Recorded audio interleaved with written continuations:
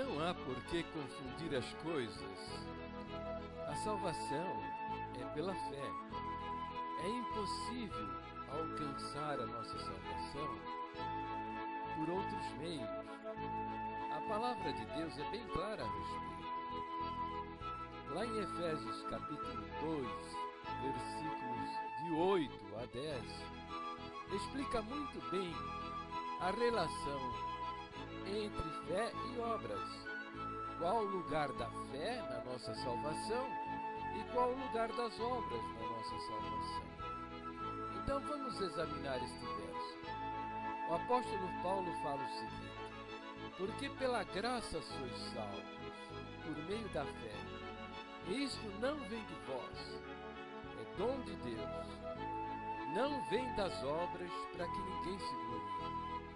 Então veja, vamos examinar primeiro esse verso.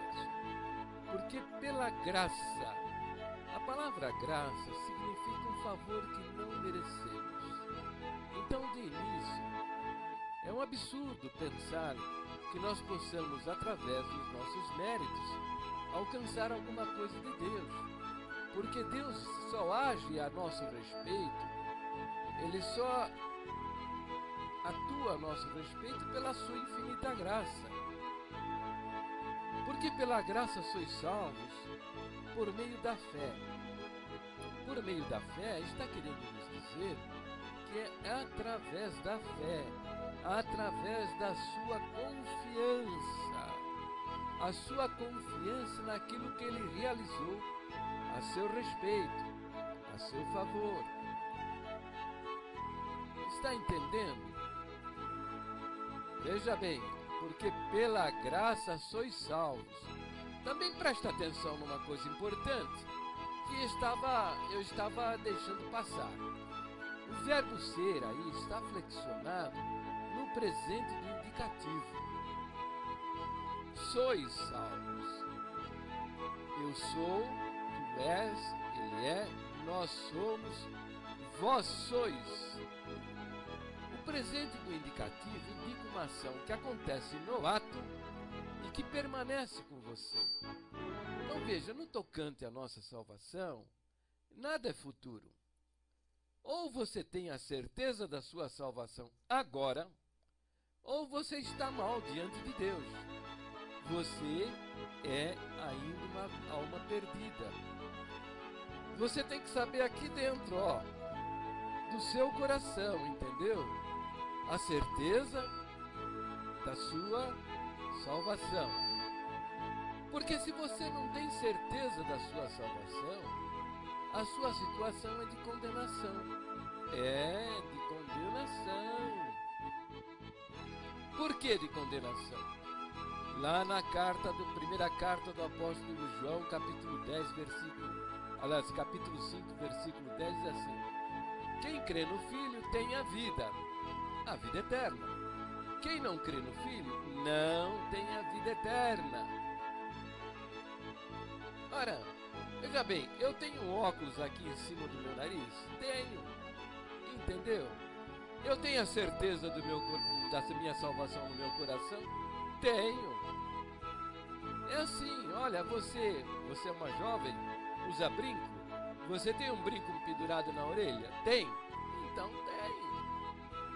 Tem certeza da sua salvação? Não tem. Então, minha filha, por que você não tem certeza da salvação? É porque você não crê no sacrifício que foi feito por você. É o que a Bíblia mostra, minha filha. Meu filho, se você não tem certeza da salvação da sua alma, é porque você não tem a salvação no seu coração. Você não está salvo. Vamos lá, prosseguindo no verso, tá? Porque pela graça sois salvos, né? Salvação não é futura. Eu me batizei para ser salvo, eu vou ser salvo um dia, né? Vamos ver se eu vou ser salvo. Não tem nada disso, não. Você tem ou não tem. Porque pela graça sois salvos por meio da fé, e isto não vem de vós. O que significa essa frase, não vem de vós? Significa que por mais que você se esforce, você não vai alcançar a salvação. Pode batizar quantas vezes você quiser, batizar onde você quiser, pode pertencer à congregação, à igreja batista, aos metodistas, aos presbiterianos. Nada disso salva a sua alma. Pode repartir os seus bens entre os pobres, pode ser uma Madre Teresa de Calcutá, não adianta nada. A salvação você não consegue produzir. Por quê? Ela é conquistada pela fé, pela confiança. A salvação é um dom de Deus. Lá está escrito lá, ó. Porque pela graça sois salvos por meio da fé. Isto não vem de vós. Agora, ó, presta atenção, é um dom de Deus. Dom é dádiva. Dom é presente. Você já recebeu algum presente de alguém? O que você fez? Meteu a mão na carteira, abriu e falou: quanto custou, eu quero te pagar? Isso seria uma ofensa. Você estaria ofendendo a pessoa que te deu o presente. A salvação é para ser recebida como um presente de Deus. O que é? Ó, obrigado, hein, Senhor? Tô salvo. Obrigado, hein? Obrigado, viu? É para agradecer. É para agradecer porque é um presente. É uma dádiva dos céus para você. Então, veja, o verso continua dizendo: porque pela graça sois salvos, por meio da fé, isto não vem de vós, é dádiva, é presente de Deus. E depois encerra dizendo esse verso, encerra dizendo: para que ninguém se glorie. Entendeu? Você já leu na Bíblia que Deus falou lá que a glória dele não dá a outra? Não dá. Tem gente querendo glória para si próprio, né? Mas ele não dá. Dá valor, hein? Para que ninguém se glorie. Por quê? Porque se fosse por meio de boas obras e você realizasse estas obras e entrasse na glória de Deus, e eu não realizasse, você ia se gloriar lá no céu, né? Tá vendo? Olha lá, o Jair não fez o que eu fiz, ela tá lá no inferno. Eu fiz. Eu fiz o que precisava ser feito para minha salvação e eu conquistei. Não é assim não, viu? Deus olhou os homens e viu que não havia um justo, nenhum sequer, que todos se extraviaram, a uma se fizeram inúteis. Está lá em Romanos capítulo 3. E o que ele fez? Ele encerrou tudo debaixo do pecado. Ele encerrou todos debaixo do pecado. E ele trouxe a salvação. Ele mesmo veio, foi reconhecido como uma figura humana, demos a ele o nome de Jesus, foi esbofeteado, cuspido, insultado, agredido, maltratado, foi à cruz do Calvário e realizou a salvação. E diz: quem crê em mim tem a vida eterna. Quem crê em mim, ele falou, tem a vida eterna. Não tem nada de vai ter a vida eterna, vamos ver se vai ter, tem esperança de ter, vai ter esperança de ter, não tem nada disso. Quem crê tem, quem não tem, não crê, não tem. Então, se você agora mesmo não tem certeza da sua salvação, é porque você não crê. Você crê na igreja, você crê no ancião, você crê no pastor, você crê no bispo, você crê em si mesmo, você crê nas suas, sei lá, você crê em um monte de coisa. Mas a única coisa que você não crê é no sacrifício que o Senhor Jesus fez por você. Ele fez por você, isso aí está dizendo, se você crê, você vai ter. Vai ter agora. Por quê? Porque o Espírito de Deus vai confirmar isso no seu coração. O Espírito Santo vai dizer: você é meu, você me pertence, você vai entrar na minha glória, haja o que houver na sua vida, você é meu. E eu não desisto de você. É isso. É isso aí. Agora, no próximo vídeo, nós vamos examinar o versículo 9. Aguarde. Então, meu querido irmão maçom da Congregação Cristã no Brasil, como você viu a Escritura ensinando, a Palavra de Deus ensinando, que a salvação é pela fé, não tem nada a ver com as nossas obras, Nada, nada em absoluto. Mas você está sendo ensinado dentro das lojas por homens que seguem a Bíblia da maçonaria, que é o livro Moral and Dogmas.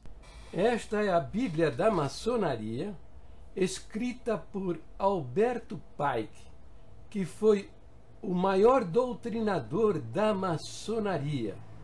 Somente os maçons grau 30 e 33 recebem da maçonaria um livro desses para consulta. E os familiares se comprometem a devolvê-lo à loja quando o maçom grau 33 morre. E foi escrito por Alberto Pike, que é o Papa da maçonaria. Tá? E então os ensinamentos são esses, que a vida da pessoa, uma vida moral e irrepreensível, é suficiente para salvar as nossas almas. Mas a palavra de Deus não diz nada disso, não. A palavra de Deus nos diz que as nossas obras diante dele são como trapos imundos. Trapo imundo. Você sabe o que é um trapo imundo? Tá? Você já viu aquele pano que a sua esposa em casa usa para passar no chão, limpar de fezes de animal, coisas desse tipo? Tá? Vômito, entende? E que ela não tem coragem de lavar, ela simplesmente joga no lixo. Não quer saber daquilo de jeito nenhum. É assim as nossas obras. Deus considera essas coisas dessa maneira. A palavra de Deus diz, olha, todos nós somos como o imundo. E todas as nossas justiças como o trapo da imundície. E todos nós murchamos como uma folha, e as nossas iniquidades como um vento nos arrebatam. Isso o profeta Isaías está falando em Isaías 64, versículo 6. Paulo ensina que somos salvos não pelas obras de justiça que houvéssemos feito, mas segundo a sua misericórdia, quer dizer, a misericórdia de Deus, ele nos lavou pela regeneração e renovação do Espírito Santo nas nossas almas. Né? Paulo se declara um pecador. Fiel é esta palavra. Ele diz, ó, fiel é esta palavra e digna de toda aceitação. Que Jesus Cristo veio ao mundo salvar os pecadores, dos quais eu sou o principal. Olha, meu querido, se Paulo, apóstolo, se considerava um pecador, o principal dos pecadores, onde é que vai parar você? Onde é que vou parar eu? Nós não temos chance. Paulo admite na vida dele, porque eu sei que em mim, isto é, na minha carne, não habita bem algum. E com efeito, o querer fazer as coisas boas está em mim, mas eu não consigo realizar estas coisas boas. Eu não consigo realizar o bem. Então, essas suas crenças, divorciadas, separadas, contrárias ao ensino das Escrituras e às doutrinas da congregação, você está aprendendo dentro da maçonaria, que é uma religião. Você não sabia? Isso aí é uma religião oposta ao cristianismo. É uma religião diabólica. É isso que Pike fala no seu livro. Ele diz, ó, Pike diz, a vós, soberanos, grandes petores gerais, dizemos isto, para que repitais aos irmãos do grau 32, 31 e 30, a religião maçônica deve ser por todos os iniciados nos graus mais elevados e mantida na pureza da doutrina luciferiana. Sim, Lúcifer é Deus e, infelizmente, Adonai também é Deus. A doutrina do satanismo é uma heresia. E a religião pura e verdadeira é a crença em Lúcifer, que é igual a Adonai.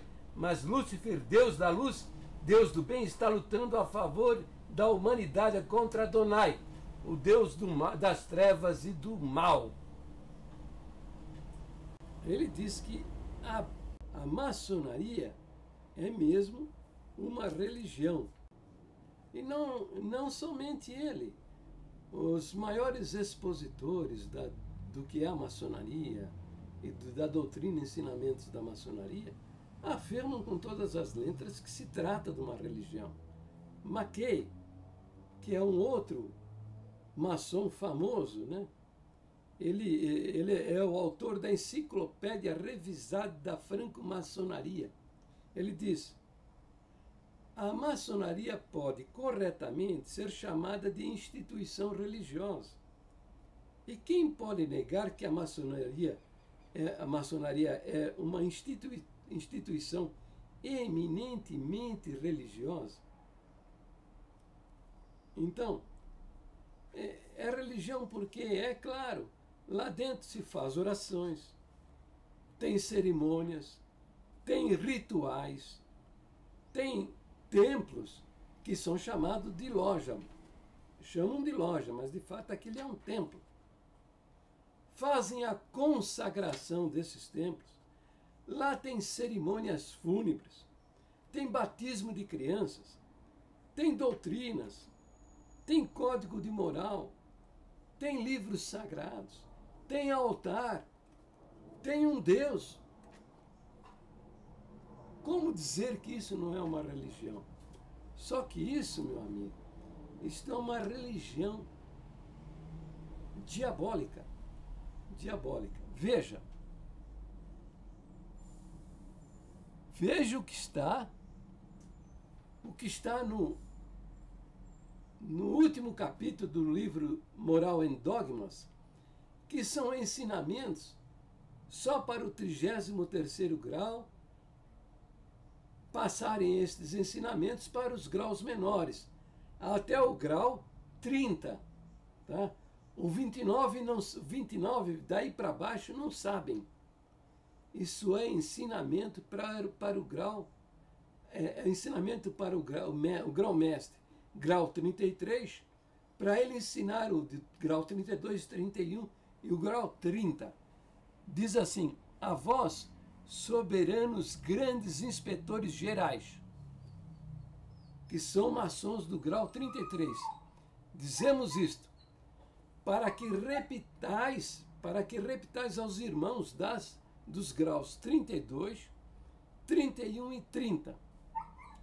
A religião maçônica deve ser, por todos os iniciados nos graus mais elevados, mantidas na pureza da doutrina luciferiana. Veja, deve ser mantida na pureza da doutrina luciferiana, quer dizer, na doutrina de Lúcifer. Agora, depois ele diz assim: sim, Lúcifer é Deus. Lúcifer é Deus. E, infelizmente, Adonai também é Deus. Tá? Depois ele fala: a doutrina do satanismo é uma heresia. Sim, porque a maçonaria faz uma diferença entre Lúcifer e Satã. Né? E depois ele diz, e a religião pura e verdadeira é a crença em Lúcifer, que é igual a Adonai. Mas, infelizmente, Lúcifer, Deus da luz, Deus do bem, está lutando em favor da humanidade contra Adonai, o Deus das trevas e do mal. Tá? Então, são estes homens envolvidos com o satanismo, envolvidos com Lúcifer, que você, debaixo da influência desses homens, está exercendo seu ministério dentro da congregação cristã no Brasil. E pregando o evangelho maldito, que é o evangelho que nega a suficiência daquele sangue derramado, daquele sacrifício feito na cruz do Calvário para a salvação das nossas almas. E para homens que estão fazendo isso, pregando o evangelho maldito, não haverá misericórdia, não haverá perdão. se arrependa, se converta, acredite em Jesus Cristo para a salvação da sua alma. Mas segue o vídeo. Segue o vídeo.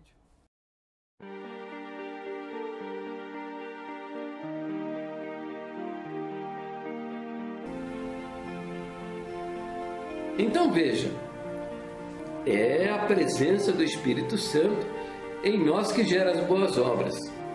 As nossas obras não valem nada diante de Deus. E Deus nem as considera. Entendeu? O que Deus considera é aquilo que Ele realiza por nosso intermédio. É aquilo que Ele faz por intermédio de nós. Quando Ele usa a nossa boca para dizer o que Ele quer, as nossas mãos para fazer o que Ele quer, os nossos pés para ir onde Ele quer, quando nós nos deixamos guiar por Deus, então o resultado dessa submissão ao Espírito de Deus resulta em boas obras. É isso que Tiago está dizendo. Que a fé sem obras é morta. Quer dizer, sem a fé verdadeira, o que nós fizermos não vale absolutamente nada. Por quê? Porque está no pecado, está na desobediência, está fora da palavra de Deus, não nasceu de novo. A fé verdadeira produz obras. Agora ele está dizendo que as obras salvam? Não, em absoluto. Funciona assim. Vou dar um outro exemplo. Você sabe o que é um trem, né? Tem a locomotiva, né? E atrás seguem-se os vagões, né? Vários vagões. Quem é que puxa o trem? Quem é que movimenta o trem? Quem é que faz andar o trem? É a locomotiva, entendeu? É a locomotiva que vai na frente. E os vagões? Os vagões são tracionados pela locomotiva. Eles são arrastados pela locomotiva. Então veja, a locomotiva é a salvação. Os vagões são as obras. Um vagão chama-se hospitalidade. Outro vagão chama-se evangelização. Outro vagão chama-se visitar os enfermos. Outro vagão chama-se consolar as viúvas, amparar os órfãos.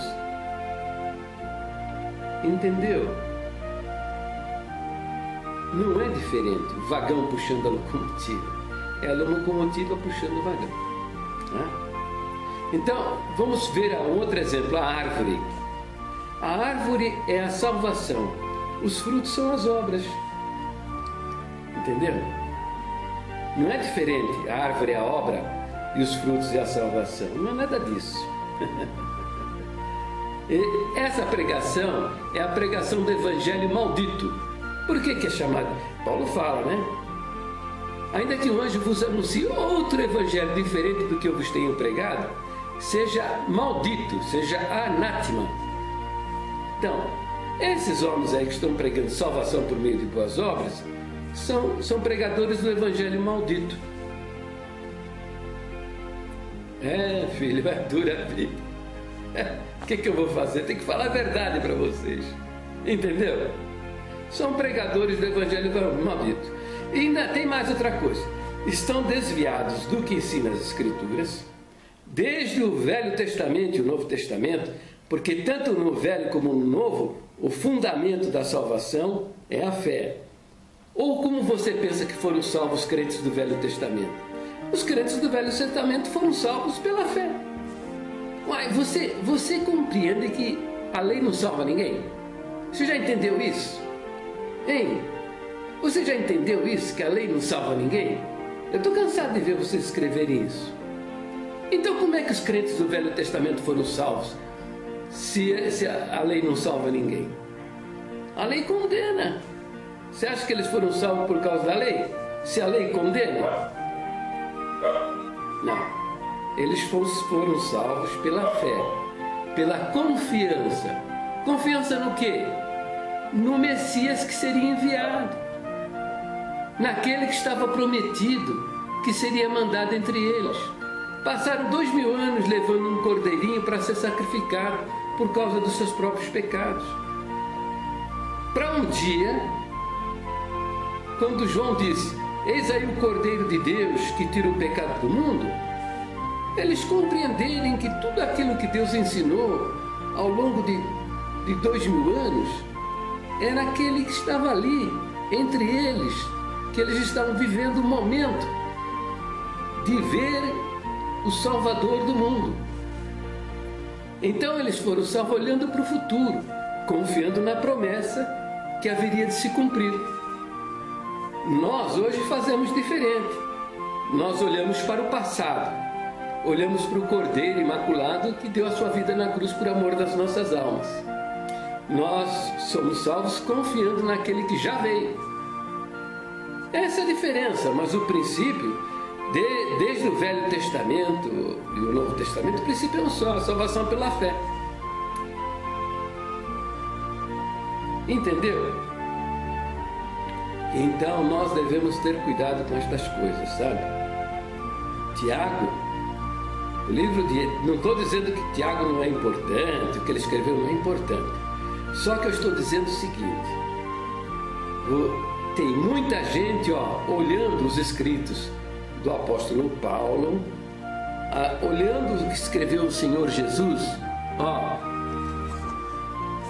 olhando com os óculos de Tiago e usando o que Tiago disse para contradizer as palavras do Senhor Jesus e os atos que o Senhor Jesus disse e fez.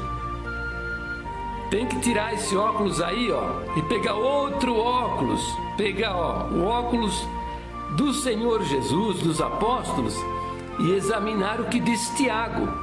Quando você examinar as coisas que Tiago disse com os óculos dos apóstolos, com as palavras do Senhor Jesus, você vai começar a entender Tiago e deixar de fazer confusão, tá bom? Ai, vocês, hein? Então tá bom. Então é isso aí, Enquanto você está nessas suas crenças aí de boas obras, tá? Você está pervertido, tá? Você está pervertido,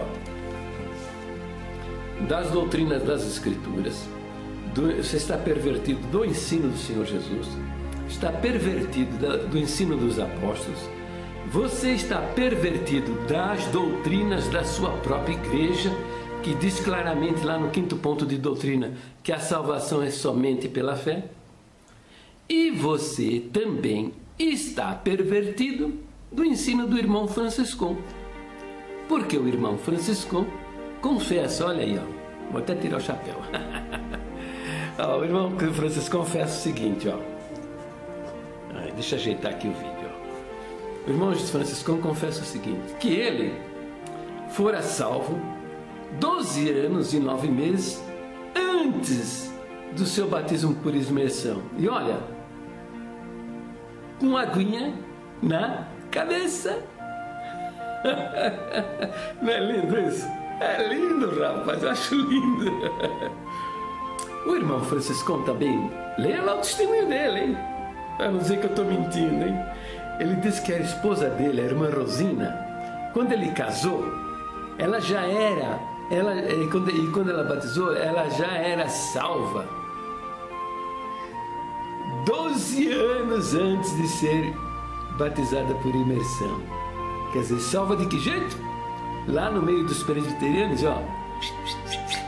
com aguinha na cabeça. Rapaz. Mas ainda ele conta só sobre o Beretta, Giuseppe Beretta, que foi quem batizou ele, a esposa e mais os irmãos lá da igreja. São um total de 19, né? Ele disse que o irmão Beretta foi salvo lá no meio dos metodistas livres. Olha só, hein? Lá no meio dos metodistas livres. Com aguinha na cabeça.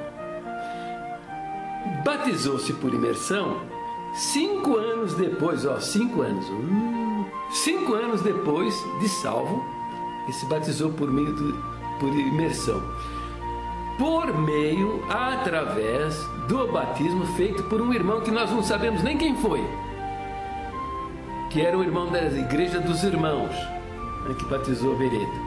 E depois, mais alguns dias, 5, 6 dias, no dia 7 de setembro de 1903, ele batizou o irmão Franciscão e mais 19 irmãos. Entendeu? Olha, tem mais uma outra coisa, hein? Com essa conversa de batismo que salva, boas obras que salva, essa pregação mentirosa toda, você também está dizendo que até o irmão Franciscão foi um pervertido e perverteu das suas próprias crenças com Deus, ao dizer que ele concordava com esse negócio de batismo que salva, o batismo dos outros não é verdade, os outros batismos por aí não tem valor nenhum, essas coisas todas. Estão dizendo que ele perverteu da sua própria experiência com Deus. O que não é verdade, viu? Porque ele manteve o testemunho dele até 1964, que foi o ano da morte dele.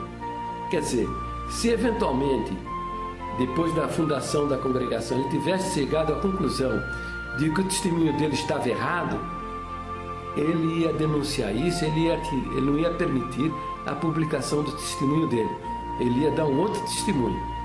Então vocês aí com essas pregações, até dizer que o coitado do irmão Franciscão era pervertido da sua própria experiência com Deus, vocês estão fazendo com essas conversas vossas de vocês aí. Ah, gente, vai, para com isso, por favor, que é isso?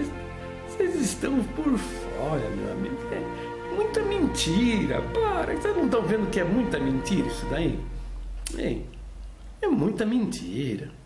Aí eu fico falando essas coisas para vocês, pronto, vocês já dizem que é do diabo, é do capeta, é pervertido, Para com isso, ó. Não fica com raiva de mim, hein? Tem gente que até baba. Fica tão furioso que a baba corre pela boca. Entendeu? Outra gente é cheio de ódio. Nada de ódio, meninos. Estamos conversando sobre as coisas de Deus, tá? Eu estou falando dos fundamentos da nossa fé, a nossa doutrina. Eu não estou mostrando que vocês estão fora da palavra de Deus.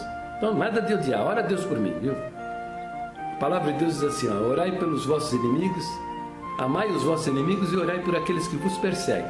Se vocês acham que eu estou perseguindo e tal, que eu sou inimigo de vocês aí, então ora a Deus por mim. Obedece a palavra de Deus. Agora, fora disso, nada de ódio, tá bom? Ó,